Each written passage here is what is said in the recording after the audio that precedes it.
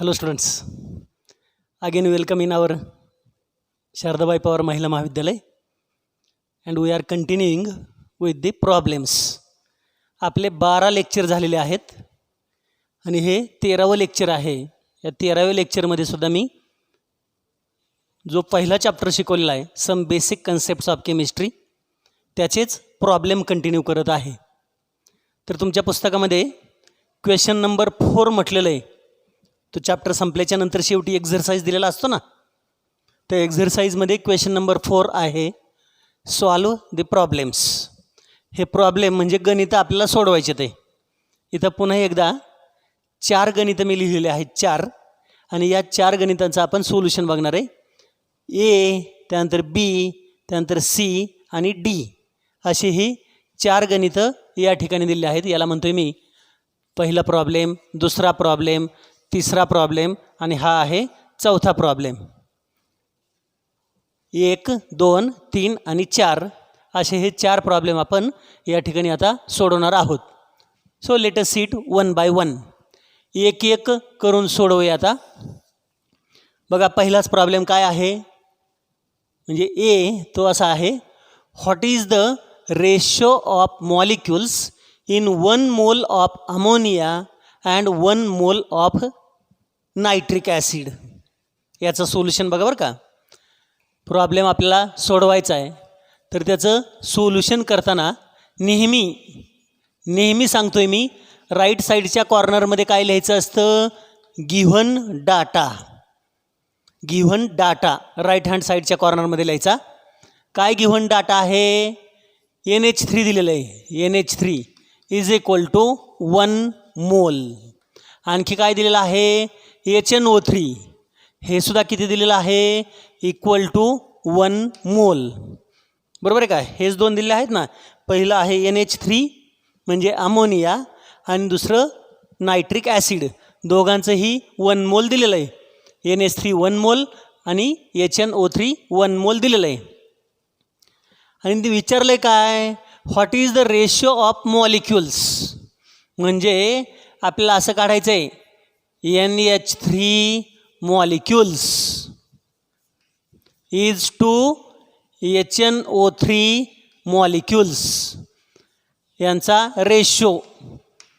NH3 molecule आणि HNO3 मॉलिक्यूलचा ratio आपल्याला काढायचा आहे. हे this is equal to question mark ते शोधायचं आहे. मग आता सोल्युशन बघा. आपल्याला तो कन्सेप्ट मोल कन्सेप्ट माहिती पाहिजे. संपूर्ण चॅप्टर हा मोल कन्सेप्टवरती डिपेंड करतो. मोल कन्सेप्ट अतिशय महत्त्वाचा भाग आहे या ठिकाणी. मग मोल कन्सेप्टमध्ये आपण बघितलेलं आहे 1 मोल इक्वल टू मॉलिक्युल्स काढायचेत ना. म्हणजे 1 मोल इज इक्वल टू किती मॉलिक्यूल असतात, 6.022 इंटू 10⁻23 मॉलिक्युल्स. हा आहे मोल concept. 1 mole of any substance is equal to 6.022 into 10⁻23 molecules. हे आपल्याला माहिती आहे, हे आपल्याला व्यवस्थित माहिती आहे. आता अमोनियाचं 1 मोल दिलं आहे म्हणजे molecule of ammonia, molecules of NH3 is equal to किती असतील बरं. 1 मोल म्हटल्याच्या नंतर 1 मोलमध्ये किती असतं, 6.022 इंटू 10⁻23 हे झाले मॉलिक्युल्स ऑफ अमोनिया. तसंच molecules of HNO3 nitric acid equal to nitric ॲसिडसुद्धा किती दिलेलं आहे, 1 मोल. त्या 1 मोलमध्ये सुद्धा एवढेच मॉलिक्यूल असणार ना, म्हणजे 6.022 इंटू 10⁻23.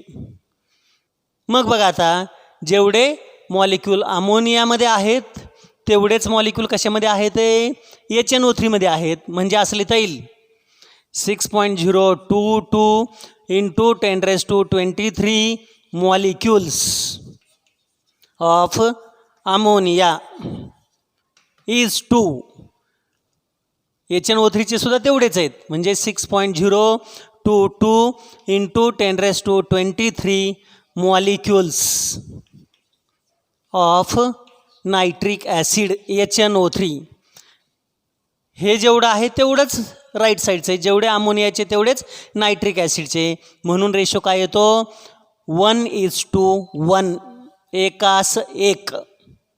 ह्याला जर आपण एक म्हटलं तर ह्याला सुद्धा काय म्हणणार आहे 1. So ratio of number of molecules of ammonia to number of molecules of nitric acid is 1:1. बघा हा संपूर्ण प्रॉब्लेम मोल कन्सेप्टवरती अवलंबून आहे. Very simple. काय सांगितलेलं आहे, what is the ratio of molecules in 1 mole of ammonia and 1 mole of HNO3. मग गिव्हनमध्ये अमोनियाचं 1 मोल दिलेलं आहे, HNO3चं 1 मोल दिलेलं आहे आणि त्यांचे नंबर ऑफ मॉलिक्युल्स काढायचे दोघांचे, त्याचा रेशो आपल्याला शोधायचा आहे. मग आपल्याला मोल कन्सेप्ट माहिती आहे, 1 mole of any substance is equal to 6.022 into 10⁻23 molecule. 1 मोलमध्ये एवढे मॉलिक्यूल असतात. मग अमोनियाचे किती मॉलिक्यूल असतील, तर 1 मोल घेतलेलं आहे म्हटल्याच्यानंतर हेच मॉलिक्यूल. नायट्रिक ॲसिडचे किती असतील, ते सुद्धा 1 मोल घेतलेलं आहे म्हटल्याच्यानंतर तेवढेच मॉलिक्यूल असणार आहेत. दोघांचे मॉलिक्यूल सेम, म्हणजे ratio ammonia to nitric acid same आहे दोन्ही बाजूला, म्हणून त्याला काय म्हणायचं 1:1. So this is the solution of problem number 1. नाव प्रॉब्लेम नंबर 2.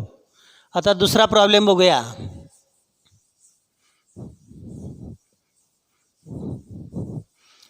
तुम्ही सुद्धा प्रॅक्टिस करणं आवश्यक आहे. तुम्ही सुद्धा प्रॉब्लेम सोडवत जा पुस्तकामध्ये दिलेले इंडिपेंडंटली. दुसरा problem, calculate number of moles of hydrogen in 0.448 litre of hydrogen gas at STP. आता हे हायड्रोजन गॅस दिला आहे लिटरमध्ये. एक लक्षात घ्यायचं आहे, जेवढं डेसिमीटर क्यूब त्यालाच म्हणायचं लिटर. म्हणजे पहा, याचं आपल्याला सोल्युशन करायचं. पुन्हा मी तेच एकदा सांगतोय की कोणताही प्रॉब्लेम सोडवताना अगोदर काय लिहायचं, राईट हँड साईड कॉर्नरमध्ये त्याचा data, given data right hand side कॉर्नरमध्ये लिहायचा आणि मग सोल्युशन. तर गिव्हन डाटा काय आहे, calculate number of moles of hydrogen in 0.448 litre of hydrogen. Litre म्हटले म्हणजे ते व्हॉल्यूम दिलेलं आहे. व्हॉल्यूम ऑफ हायड्रोजन 0.448 लिटर, म्हणजे जेवढं लिटर आहे तेवढंच काय असतं डेसिमीटर क्यूब, त्यालाच म्हणायचं डेसिमीटर क्यूब. हायड्रोजनचं व्हॉल्यूम दिलेलं आहे आणि काढायला काय सांगितलं आहे, नंबर ऑफ मोल्स, म्हणजे दुसरं number of moles is equal to question mark. आलं लक्षामध्ये, व्हॉल्यूम ऑफ हायड्रोजन दिलेलं आहे, number of moles equal to question mark. इथं क्वेश्चन मार्क आहे कारण हे आपल्याला काढायचं आहे. मग कसं काढायचं बघा, सोल्युशन अगेन बेस्ड ऑन मोल कन्सेप्ट. मोल कन्सेप्टवरतीच आहे. आपण मोल्स अँड गॅसेस बघितलं होतं. मोल्स अँड गॅसेस हा जो भाग एक्सप्लेन केलेला होता त्याच्यावरती हा प्रॉब्लेम आहे. तिथं काय सांगितलं होतं, 1 mole of any gas at STP, 1 mole of gas at STP. STP म्हणजे काय बरं, standard temperature pressure. Standard temperature pressure असताना 1 मोल कोणताही गॅस किती असतो, 22.4 डेसिमीटर क्यूब व्हॉल्यूम. गॅसचं मास घेण्याच्या ऐवजी काय घेतलं जातं मी सांगितलं होतं, व्हॉल्यूम. 1 मोल जर गॅस असेल STP कंडिशनला, STP म्हणजे स्टँडर्ड टेम्परेचर प्रेशर, ह्या कंडिशनला जर 1 मोल गॅस असेल तर त्याचं व्हॉल्यूम किती असतं 22.4. आता पहा, 1 मोलचं एवढं आहे, इथं दिलेलं किती आहे 0.448, म्हणजे बघा 0.448 decimetre cube is equal to how many moles, X moles. इथे एक लक्षामध्ये 22.4 डेसिमीटर क्यूब म्हणजे 1 मोल. तर 0.448 डेसिमीटर क्यूब म्हणजे किती मोल, X मोल्स. क्रॉस मल्टिप्लिकेशन करून आपल्याला याचा आन्सर काढता येईल. मग आता X into 22.4 is equal to 0.448 into 1. हे राईट साईडला घेऊया. x is equal to 0.448 divided by 22.4. हे बघा, मला हेच असं लिहिता येते का? याचं 1 डेसिमल पुढं घेतला खालच्याचा तर किती होतं? 224. वरच्याचा पण 1 घेता येईल आपल्याला. किती होईल? 4.48. 4.48. आता मला हे असं करायचं आहे, 448 मल्टिप्लाइड बाय 2 घरं पुढं घेतलं आहे म्हणजे काय म्हणायचं? 10⁻² डिवायडेड बाय 224. अलग लक्षामध्ये. हेच मला या प्रकारे लिहिता येतं. 1 डेसिमल पुढं घेतला. आता इथं काय केलं मी? 2 डेसिमल पुढं घेतले ते, म्हणून 10⁻² ने त्याला मल्टिप्लाय केलं. आणि आता मग खूप सोपं आहे, खालच्याच्या वरचं किती आहे? डबल. म्हणून तर मी त्या प्रकारे करून घेतलेलं आहे. म्हणजे आन्सर काय येतं आहे?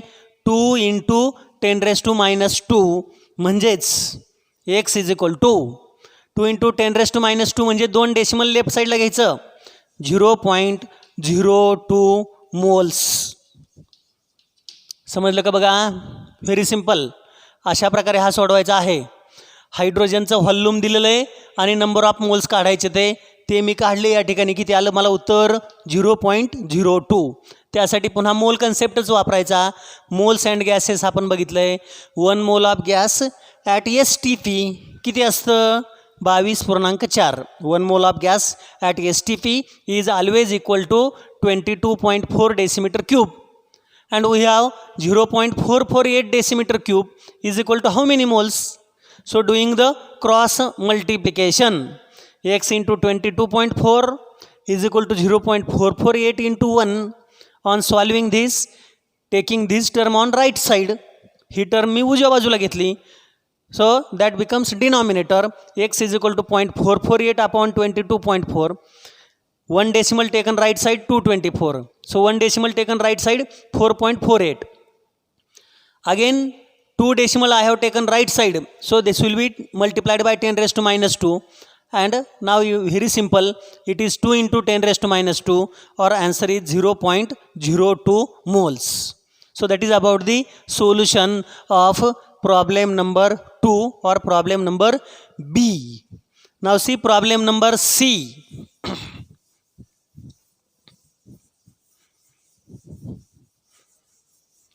See the third problem. I think third one is very much simple. The mass of atom of hydrogen is 1.008 U. What is the mass of 18 atoms of hydrogen? Again write the given data. Given data of the problem.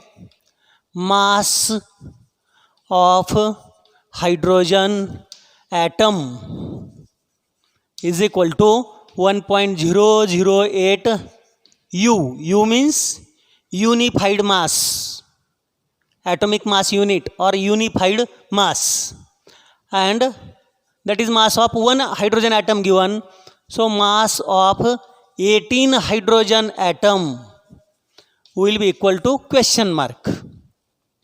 म्हणजे काय? आता लक्षामध्ये आलेलं असेल तिथं तुमच्या काय करायचं आहे ते. एका हायड्रोजनचं मास दिलेलं आहे आणि 18चं काढायचं आहे. एवढं ते सिम्पल आहे. म्हणजे असं म्हटलेलं आहे, mass of 1 hydrogen atom will be equal to 1.008 unified mass units. Therefore mass of 18 hydrogen atoms is equal to x. Very simple, doing the cross multiplication. So x into 1 is equal to 18 into 1.008, or x is equal to 18 8s are 144. So 14 is carried. 1800, so 4. Again 1800, so 1. And 18 ones are 18. So 18.144 is the mass of 18 hydrogen atoms units. बघा काय केलेलं आहे इथं मी. एका हायड्रोजनचं मास दिलेलं आहे. एका हायड्रोजनचं मास आहे 1.008, तर 18 हायड्रोजनचं मास काढायचं आहे. अगदी सहज सोपा गुणाकार आहे तो. एका हायड्रोजनचं मास एवढं दिलेलं आहे, तर 18चं किती, फक्त 18ने त्याला गुणायचं आहे, बाकी काहीच नाही आहे. Simple multiplication. 18 multiplied by 1.008 so that is 18.144. so that is the problem number 3. now let us see problem number 4.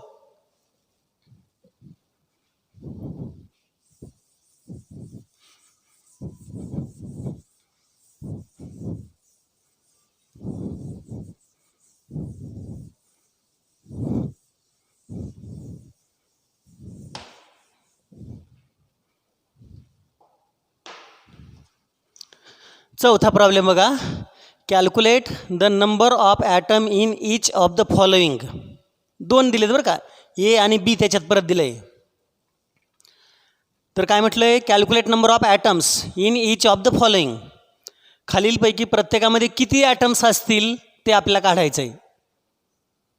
पहिलं 254 unit of iodine. 254 units of iodine. आयोडीनचं ॲटॉमिक मास दिले बघा, त्यासाठी 127. म्हणजे 127 युनिट जर असेल तर किती आयोडीन ॲटम असतात, 1. कारण आयोडीनचं ॲटॉमिक मास एवढं आहे बघा. डायरेक्टली इथं सोल्युशन सांगतो. गिव्हन डाटा आता तुम्हाला लिहायचं समजलेलं आहे. सोल्युशन सांगतो मी इथं. Calculate number of atom in each of the following. पहिलं एचं मी इथं उत्तर काढून देतोय तुम्हाला. 254 युनिट ऑफ आयोडीन, त्याचं ॲटॉमिक मास आहे 127. याचा अर्थ काय होतो की जर 127 युनिट असतील आयोडीनचे तर किती ॲटम असतात, that is equal to 1 atom of iodine. 127 unified mass असताना 1 ॲटम असतो. इथं किती दिलं युनिफाईड मास, 254 दिलेलं आहे. म्हणजे 254 unit is equal to how many atoms, X atoms. आता लक्षात आले असेल 127चं 1 असतो तर 254चे किती ॲटम असणार आहेत, सहजासहजी लक्षात येतं आहे, डबल 2. किंवा तिरकस गुणाकार करून क्रॉस मल्टिप्लिकेशन करून सुद्धा तुम्हाला ते काढता येईल. X is equal to 254 into 1 divided by 127 that is equal to 2 atoms. समजलं का? हे खूप सोपं होतं. ॲटॉमिक मास 127 म्हणजे 127 जर युनिफाईड मास असेल तर 1 ॲटम असतो. किती ॲटम असतो, फक्त 1च असतो. इथं दिलेलं आहे 254 युनिफाईड मास म्हणजे याच्या डबल आहे. याचा अर्थ किती ॲटम असतील त्या ठिकाणी, 2. म्हणून एचं उत्तर झालं 2 ॲटम्स. आता बी महत्त्वाचं आहे बरं का. इथं बी कशावरती आहे, मोल कन्सेप्टवरती. काय म्हटलं बघा तिथं, 254 ग्रॅम ऑफ आयोडीन. आयोडीनचं 1 मोल म्हणजे किती gram, 127 gram. Mass taken in grams, molar mass is the mass of 1 मोल इन ग्रॅम, 127. युनिफाईड मासच्या ऐवजी आता ते ग्रॅममध्ये घेतोय, 1 मोल झालं. याचा अर्थ काय होतो की 127 ग्रॅम जर आयोडीन असेल तर त्यामध्ये किती ॲटम्स असतील आयोडीनचे, 6.022 इंटू 10⁻23 ॲटम्स ऑफ आयोडीन असतील. 127 ग्रॅममध्ये एवढे ॲटम आहेत. किती ग्रॅममध्ये काढायला सांगितले त्यांनी आपल्याला, 254मध्ये काढायला सांगितलेले आहेत. 254 gram of iodine is equal to how many atoms, X atoms. पुन्हा तेच नेहमीसारखं क्रॉस मल्टिप्लिकेशन करून सोडवायचं.